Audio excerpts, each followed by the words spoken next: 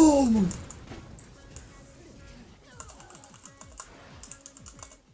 Hey, Chapel here, and today we're going to be talking about the default spell setup of Shadowbolt, Bloodright and Blood Dash in PvP. Blood Dash and Bloodright both comfortably have a place in the current Vrising PvP meta, but Shadowbolt in itself can actually be a very strong spell that scales well into the late game. It's easy to write it off because of how bad it feels with the long casts early on, but later on you get more setups for it from weapons, it has great duels, and it scales better with spell power than any other spell in the game.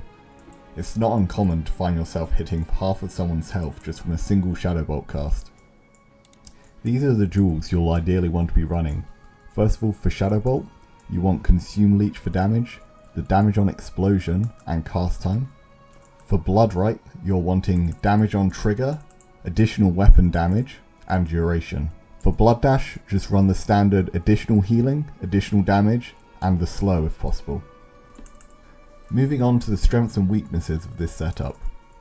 As you've probably gathered, one of the main strengths is just how high the burst is whenever you hit Shadowbolts. Landing a crit on a low health target will often kill them at unexpected times, giving them no opportunity to heal. Speaking of healing, due to this build having Blood Dash, the sustain it has is also one of its big strengths. Also, with constantly applying Leech, you'll be healing off of all your physical damage. The final biggest strength is how good it is at close range. With the constant healing of Leech and the opportunities to hit incats with Slasher, it is beneficial to be in close range whenever possible. This combo overall is quite well rounded, but it does have some drawbacks. First of all, when it is camped, it struggles to do anything at all at long range. Hitting max range Shadowbolts is borderline impossible, especially without an additional speed and range duel on it.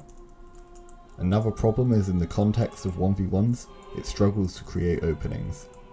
It is difficult to get any setup to land a Shadowbolt if you ever run into a player that's using two defensive spells. Finally, in the context of team fights, the build does not offer any kind of utility to other members of your team.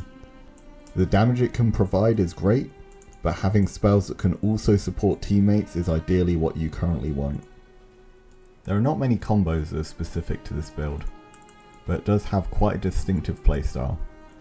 In general, the main premise is to be hitting as many Blood Dashes as possible, and creating opportunities where you can hit Shadowbolts. The easiest ways to do this is firstly by hitting incapacitates with Axii or Slashery.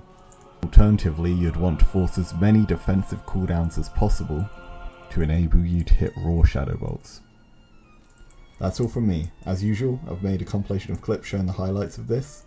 Give it a go yourself if you want to see some huge crits. It's very satisfying to play. Alright, see ya!